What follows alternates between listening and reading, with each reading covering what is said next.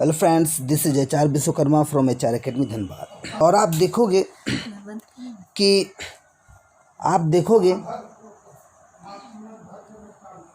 कि आज के टॉपिक में स्पेशली आप एच आर अकेडमी के साथ बने रहेंगे इलेक्शन कमीशन निर्वाचन आयोग को लेकर। निर्वाचन आयोग की बात करें तो इससे रिलेटेड हर बातों पे फोकस करेंगे कि ये अस्थाई निकाय है या अस्थाई है, किस आर्टिकल के अंतर्गत इसका उल्लेख देखने को मिलती है, यह एक अखिल भारतीय संस्था है या नहीं। मतलब हर बातों पर फोकस करने का काम करेंगे जो आपके एग्ज़ाम से रिलेटेड। तो सबसे पहला तो निर्वाचन आयोग एक अस्थाई और स्वतंत्र निकाय है। इसका गठन भारत के संविधान द्वारा देश में स्वतंत्र और निष्पक्ष चुनाव संपन्न कराने के उद्देश्य से किया गया। तो नाम से पता चला निर्वाचन आयोग, तो इसका मुख्य उद्देश्य क्या है कि कभी भी चुनाव हो तो स्वतंत्र हो और निष्पक्ष तरीके से करवाया जाए।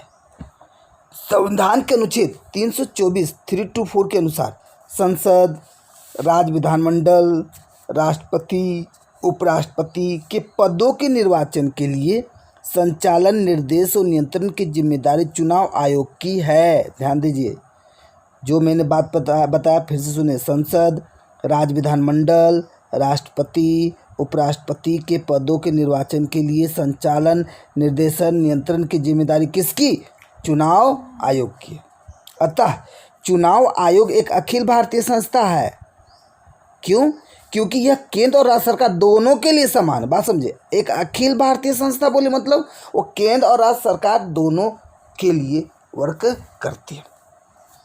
जो कि अब हम लोग फोकस करेंगे निर्वाचन आयोग की अगर संरचना पर अगर फोकस करें तो अनुच्छेद 324 में चुनाव आयोग के संबंध में निम्न उपबंध है। याद रखें, निर्वाचन आयोग, चुनाव आयोग जो बोले। निर्वाचन आयोग मुख्य निर्वाचन आयुक्त और अन्य आयुक्तों से मिलकर बना होता। ध्यान दीजिए, अब पूरा फोकस कर रहे हैं निर्वाचन आयोग पर।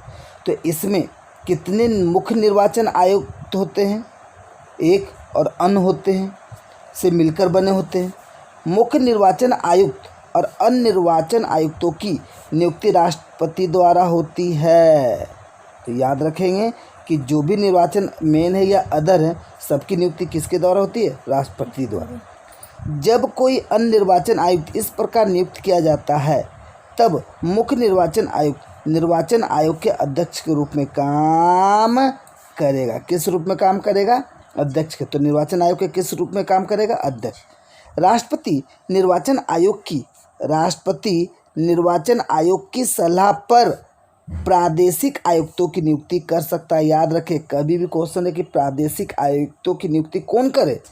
तो राष्ट्रपति करे, लेकिन किसकी सलाह पर? निर्वाचन आयोग की सलाह पर, जिससे वह निर्वाचन आयोग की सहायता के लिए आवश्यक समझे। निर्वाचन आयुक्त वो प्रादेशिक आयुक्तों की सेवा की शर्तें वो पदावधि राष्ट्रपति द्वारा निर्धारित की जाएंगे।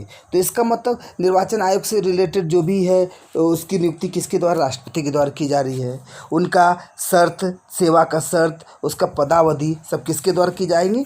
राष्ट्रपति के द्वारा।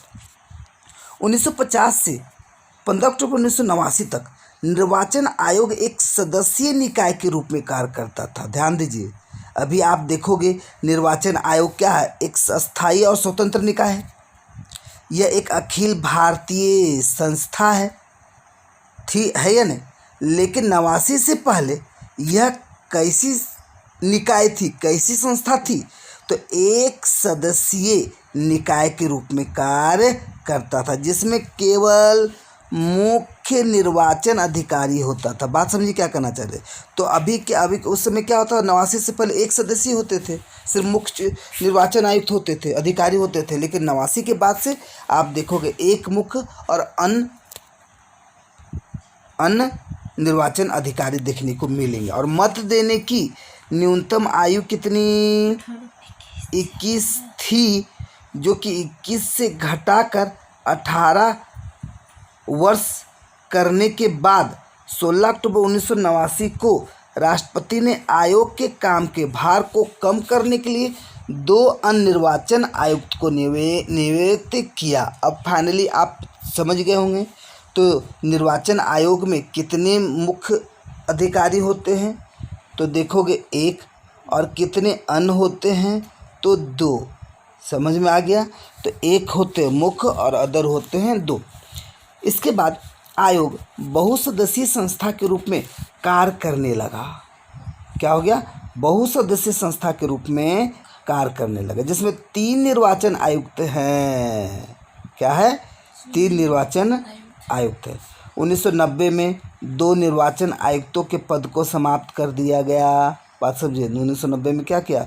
2 निर्वाचन आयुक्तों के पद को समाप्त कर दिया और स्थिति एक बार पहले की तरह हो गई। ध्यान दीजिए, 89 से पहले 1 सदस्यीय था, लेकिन उसके बाद क्या किया? 2 सदस्यीय हुई, मतलब टोटल 3 हो गए। 1990 में उसको समाप्त कर दिया। तो याद रखे, कब समाप्त किया? 1990 में। अब फिर क्या हो गए? वही हो गए 1 सदस्य। लेकिन एक बार फिर अक्टूबर 1993 में 2 निर्वाचन आयुक्त को नियुक्त किया गया। अरे समझ में? इसका मतलब पहला डेट आपने क्या देखा? 89 तक, फिर इसको क्या कर दिया? 1990 में कर दिया 1 सदस्यीय। अब फिर 1993 में आप देख सकते हो क्या? 2 निर्वाचन आयोग सदस्य देखने को मिल रहे हैं। इसके बाद से अब तक आयोग बहुसदस्यीय संस्था के तौर पर काम कर रहा। तो 1993 के बाद से किस तरह काम कर रहा? बहुसदस्यीय संस्था के तौर पर काम कर रहा, जिसमें 3 निर्वाचन आयुक्त हैं। कितने हैं? 3। कितने हैं?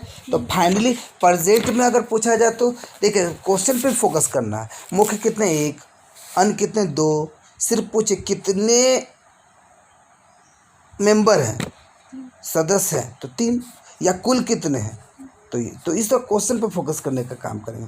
मुख्य निर्वाचन आयुक्त वो 2 अन्य निर्वाचन आयुक्तों के पास समान शक्तियाँ होती है तथा उनके वेतन, भत्ते, दूसरे अनुलाभ भी एक समान होते हैं, जो सर्वोच्च न्यायालय के न्यायाधीश के समान होते हैं। ऐसी स्थिति में जब मुख्य निर्वाचन आयुक्त वो 2 अन्य निर्वाचन आयुक्तों के बीच विचार में मतभेद होता है, तो आयोग बहुमत के आधार पर निर्णय करता है। समझ में आ रहा क्या कहना चाह रहा है? अगर कभी मतभेद हुआ तो किसके आधार पर होगा? बहुमत के आधार पर नहीं।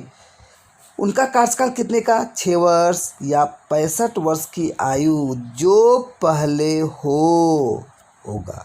याद रखेंगे, ठीक है। अच्छा, वे किसी भी समय त्यागपत्र दे सकते हैं या उन्हें कार्यकाल समाप्त होने से पूर्व भी हटाया जा सकता है। तो जो इम्पोर्टेंट है उसको हमने गोल कर दिया है, उसको हमने टिक कर दिया है, इसलिए वो हर बातों पर फोकस करने का काम आप ज़रूर से ज़रूर करेंगे, ठीक है। इससे आपको कोई प्रॉब्लम नहीं हो। तो अब ये थी, बाकी बातें नेक्स्ट एपिसोड में देखते हैं। धन्यवाद।